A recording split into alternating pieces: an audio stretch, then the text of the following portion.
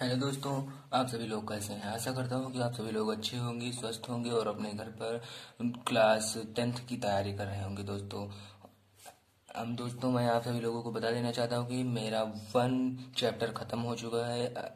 मतलब कि आप सभी लोगों का वास्तविक संख्याएं ख़त्म हो चुका है दोस्तों। अब हम पढ़ेंगे अगला पाठ, जो कि अध्याय नंबर 2, बहुपद। बहुपद कहा जाता है दोस्तों। बहुपद बहुत ही मतलब एकदम, अगर आप समझ लेंगे इसको तो ये बहुत ही आसान चैप्टर है दोस्तों। ये इतना आप जान लीजिए।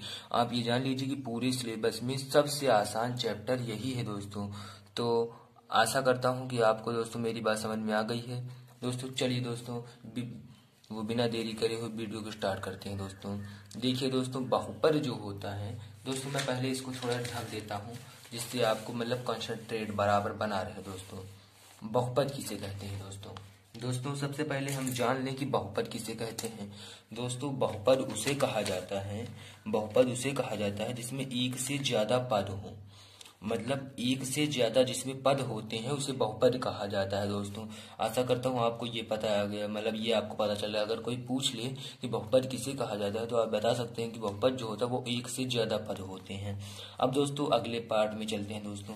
अब अगली बारी आती है कि बहुपद किन किन से मिलकर बना होता है। बहुत दोस्तों, बहुपद एक चर से मिलकर बना होता है, एक अचर से मिलकर बना होता है दोस्तों। आशा करता हूँ कि आपको चर और अचर पता होंगे। नहीं पता तो चलिए हम बता देते हैं दोस्तों।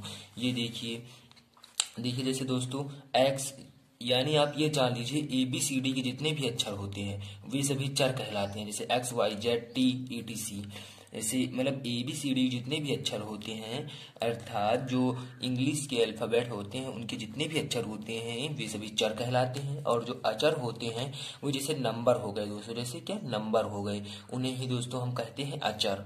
अब आशा करता हूँ आपको यहाँ तक समझ में आ गया है दोस्तों। समझ में आ गया है तो प्लीज वीडियो को लाइक कर दिया करिए दोस्तों। चलिए अब आगे की ओर चलते हैं दोस्तों। अब हमारा अगला है दोस्तों बीजीय व्यंजक। दोस्तों इसमें आता है कि बीजीय व्यंजक किसे कहा जाता है दोस्तों।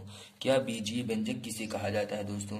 बीजीय व्यंजक उसे कहा जाता है दोस्तों मतलब जिसमें कुछ निश्चित चर तथा अचर राशियों का योग, यानी कुछ निश्चित चर हो, चर यानी कि x तथा अचर यानी कि 1 मान लीजिए या 2 मान लीजिए, तो इन राशियों का योग यानी कि इसका घटाव हो या फिर अंतर, मतलब इनका जोड़ हो या फिर अंतर यानी घटाव हो या फिर भाग हो या मतलब या गुणा हो यानी गुणा हो जाए इत्यादि। यानी कि कुछ निश्चित चर तथा अचर राशियों का योग, अंतर, गुणन, भाग इत्यादि के संयोग से बने पद को बीजीय व्यंजक कहा जाता है दोस्तों। आशा करता हूँ कि आपको ये टॉपिक समझ में आ गया होगा दोस्तों। बहुत ही इंपॉर्टेंट टॉपिक है दोस्तों, ये आप जान लीजिए। अगर ये आप समझ लिए हैं तो आपको इस चैप्टर में कोई भी दिक्कत नहीं आएगी दोस्तों, मैं ये आपसे वादा करता हूँ दोस्तों। चलिए अब हम आगे की ओर चलते हैं। बीजीय व्यंजक के बाद हमारा अगला टॉपिक है। अब देखिए दोस्तों बीजीय व्यंजक कैसे बनते हैं ये भी आप देख लीजिए। मान लीजिए जैसे ये देखिए एग्जाम्पल 2x² + 4x, ये हो गया दोस्तों, मतलब ये हो गया योग, ये भी योग हो गया, ये अंतर हो गया। अब दोस्तों आप ऐसे ही समझ लीजिए, मतलब आप जान लीजिए कि जैसे अंतर, अब अगर गुणन की बात करें 2 × x, ऐसा अंतर हो गया दोस्तों, यानी 2x × x, तो ये हो जाएगा 2x²। इस प्रकार इसका अंतर हो जाता है दोस्तों। अब चलिए हम आगे की ओर बढ़ते हैं दोस्तों। हमारा अगला पद होता है कि बहुपद किसे कहा जाता है। क्या दोस्तों बहुपद, अब आप जिस चैप्टर के बारे में भाई पढ़ रहे हैं उसके बारे में तो जानना अति आवश्यक है दोस्तों। चलिए जान लेते हैं कि बहुपद कैसे कहा जाता है।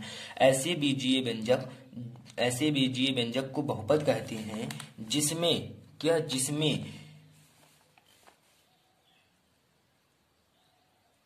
जिसमें दोस्तों अब ये देखिए 3 टॉपिक है, 1 2 3 दोस्तों देख पा रहे होंगे आप, 1 2 3। अब जिसमें चर राशि का घातांक जो है वो धनात्मक पूर्णांक होना चाहिए।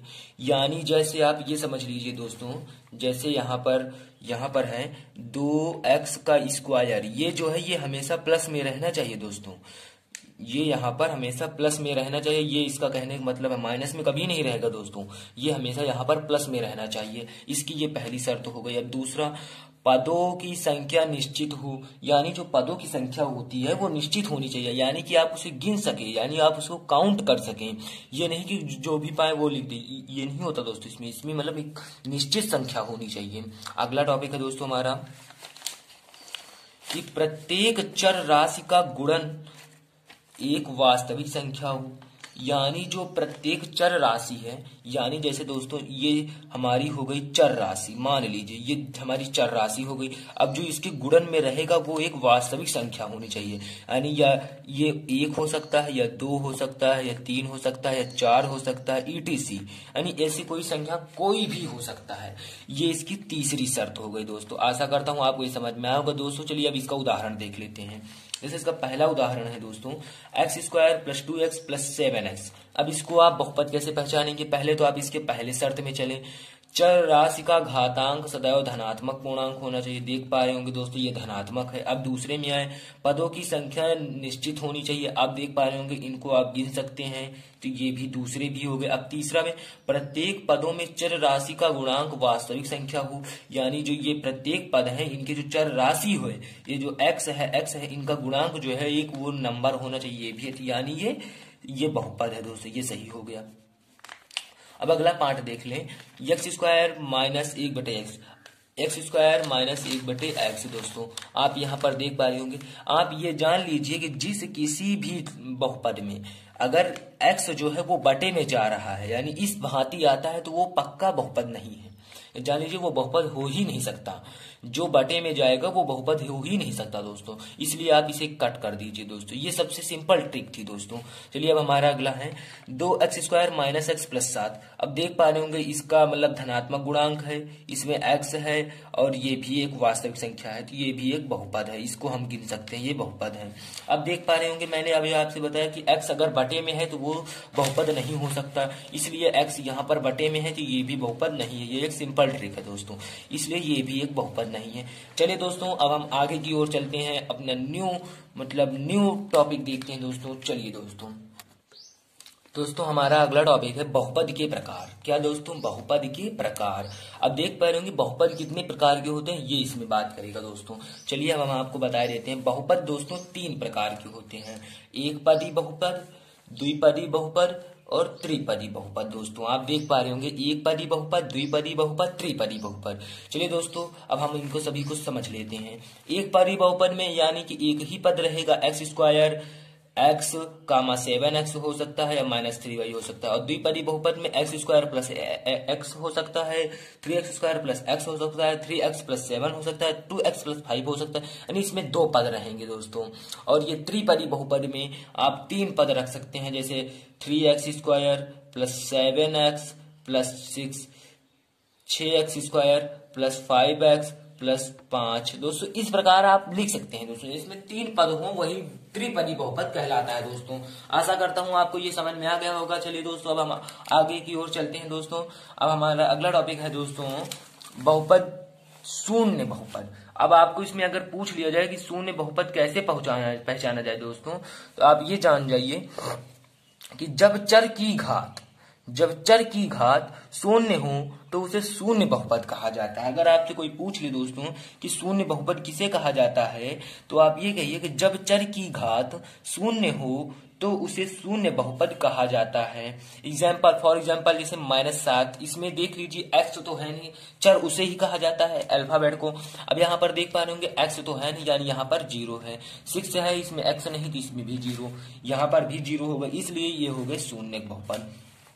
हमारा है दोस्तों बहुपद। क्या दोस्तों? बहुपद की शून्यक मूल, यानी बहुपद की शून्यक कैसे ज्ञात करें दोस्तों? बहुपद की शून्यक ज्ञात करने की बहुत ही आसान तरीका है दोस्तों। आप ये देखिए, यहाँ पर देख पा रहे होंगे px = x + 5 का शून्यक होगा। अब दोस्तों इसका शून्यक 1 होगा, क्योंकि यहाँ पर x के गुणांक में कुछ भी नहीं है। अगर आप चाहें शून्य निकालने के लिए सबसे बेस्ट तरीका जो ये x+5 है, x को उधर पक्षांतर कर देंगे, मतलब x को हम 0 के समानांतर रखेंगे, यानी जो ये x+5 है इसको हम 0 के बराबर रखेंगे जब, तो दोस्तों हो जाएगा x = -5, यानी ये इधर प्लस में है इधर माइनस में चला जाएगा। अगर ये इधर प्लस में होता तो इधर माइनस में आ जाता दोस्तों, इसलिए ये यहाँ पर माइनस आता है। यहाँ पर हम देख सकते हैं कि इसका शून्य 5 है। अगर आपको इसको प्रूव्ड करना है दोस्तों, प्रूव्ड करना है तो दोस्तों प्रूव्ड करने का सबसे आसान तरीका, जो आपको ये -5 आया है दोस्तों, जो आपका ये -5 आया है उसको हम समीकरण, इसी समीकरण में रख लेंगे। जो ये समीकरण है इसमें रख लीजिए। मान लीजिए देखिए -5 इसका आया और +5 आपको दिया है, इक्वल टू क्या आ जाएगा, 0 आएगा कि नहीं, इसलिए इसका बहुपद 0 होगा दोस्तों। बहुपद निकालने का बहुत ही आसान तरीका। अब दोस्तों हम जो बताएंगे आपको उसमें सिर्फ एक ही क्वेश्चन बताएंगे 2.1 का, और आपको एकदम बेहतरीन तरीके से समझ में आ जाएगा दोस्तों। आप इतना समझ लीजिए दोस्तों। चलिए हम आपको बताते हैं एक सवाल, सिर्फ एक सवाल में आपको समझ में आ जाएगा दोस्तों। यहाँ पर आप देख पा रहे होंगे, यहाँ पर दोस्तों यहाँ पर आप देख पा रहे होंगे, थोड़ा सा मतलब जूम कर देते हैं दोस्तों जिससे आपको आसानी से दिखे। ये देखिए यहाँ पर देख पाए होंगे हमने यहाँ पर x' लिखा है दोस्तों। यहाँ पर हमने x' लिखा है। क्या लिखा है, x' दोस्तों। और यहाँ पर मतलब आप ग्राफ पेपर जब आपको मिलेगा और इसमें x, यहाँ पर y, यहाँ पर x', यहाँ पर y', आपको इधर प्लस में लिखा रहेगा, इधर प्लस में रहेगा, लेकिन इधर माइनस में और नीचे माइनस में रहेगा। और जो यहाँ पर देख पा रहे होंगे जो ये एंगल बनते हैं ये हमेशा 90 डिग्री पर बनते हैं और इसका मूल जो है वो 0,0 होता है। अब दोस्तों आपको मतलब ये मतलब आपके जो मतलब 2.1 है दोस्तों, उसमें ये पूछेगा x अक्ष पर कितने शून्यक हैं। दोस्तों आपको सिर्फ इतना ही पूछेगा कि x अक्ष पर कितने ही शून्यक हैं, और आपको इस तरह लकीर मार देगा या लकीर नहीं मारेगा तो पूछ लेगा दोस्तों। अगर आप ये मान लीजिए अगर इस तरह भांति मतलब लकीर मार देता है, यानी मैं आपको एकदम देसी भाषा में समझा रहा हूँ, समझने की कोशिश कीजिए दोस्तों। देखिए अगर इस प्रकार आपको लाइन खींच देता है दोस्तों, तो आपको इसमें कैसे शून्यक पता करना है। देखिए पहले इसका एग्जाम्पल मतलब इसकी परिभाषा पढ़ लीजिए। एक्स अक्ष में जितने कट बिंदु मिलेंगे उतना ही शून्यक होगा, यानी ये जहां जहां काट रहा है एक्स अक्ष पर, तो एक्स अक्ष दोस्तों यही है, एक नहीं है। अब ये जहां पर काट रहा है उतने ही शून्यक होंगे। देखिए यहां से ये चला मान लीजिए, तो ये इसने एक यहां पर काटा, फिर उसके बाद यहां से चला तो एक यहां पर काटा, 2 हो गया। यहां से चला तो एक यहां पर काटा 3, एक यहां पर काटा 4 और एक ऊपर को गया तो यहां पर काटा 5, यानी इसका बहुपद 5 हो जाएगा। अब मान लीजिए दोस्तों अब जैसे मैंने सपोज दैट मान लीजिए मैंने एक यहां पर बनाया ऐसे और एक ये है, मान लीजिए ये x है, ये y है, ये x' है, ये y' है। दोस्तों अगर मैंने इसमें लाइन नहीं मारा और इसमें पूछ लिया, मान लीजिए आपसे पूछ लिया इसमें अगर कोई लाइन नहीं मारा है, मतलब कोई लाइन नहीं खींचा है, यदि मान लीजिए इसमें कोई भी लाइनिंग नहीं मारी है, यानी कोई भी लाइन नहीं खींचा गया है, तो इसमें कौन सा शून्यक होगा, यानी तो इसमें शून्यक 0 होगा दोस्तों। अगर इसमें मतलब बिना लाइन मारे मतलब बिना लाइन खींचे अगर पूछ लेता है दोस्तों इसमें कौन मतलब कितना शून्यक होगा, तो इसमें शून्यक हमेशा 0 होगा दोस्तों। क्या होगा, 0 होगा, क्योंकि इसमें एक भी लाइन नहीं खींची गई है, इसलिए इसका शून्यक 0 होगा दोस्तों। अगर मान लीजिए सपोज दैट मान लीजिए यहाँ पर ऐसे है और ऐसे करके ऐसे खींची गई है लाइन, यहाँ पर x y y' x' दोस्तों। अब अगर इसका शून्यक पूछ लेगा दोस्तों, आप लोग क्या बताएंगे, तो देख लीजिए पहले आप एक यहाँ पर काटा एक यहाँ पर काटा, यानी इसका शून्यक 2 हो जाएगा। सपोज दैट मान लीजिए अगला उदाहरण है ये, अब इसमें ऐसे निकल गया, इसमें अगर आपसे पूछ लिया कि मतलब वो कितने शून्यक है, तो देख पा रहे होंगे दोस्तों एक्स अक्ष पर सिर्फ एक ही बार काटा है, एक्स अक्ष पर सिर्फ एक ही बार काटा है, इसलिए इसका एक ही शून्यक होगा। आशा करता हूं दोस्तों आपको ये समझ में आया है दोस्तों। अब आप इतना समझ लीजिए कि आपका जो प्रश्नावली 2.1 है वो पूरी कंप्लीट हो गई। 2.1 में दोस्तों इसी प्रकार के सवाल हैं। अब हम आपको अगली प्रश्नावली हल कराएंगे अगली वीडियो में दोस्तों।